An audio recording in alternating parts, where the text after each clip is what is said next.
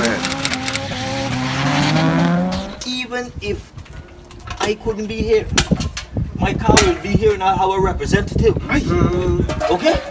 And I ain't afraid of nobody. You, Bleach, no. So you have Johan in front of me, and if you look behind me, you can see the other people.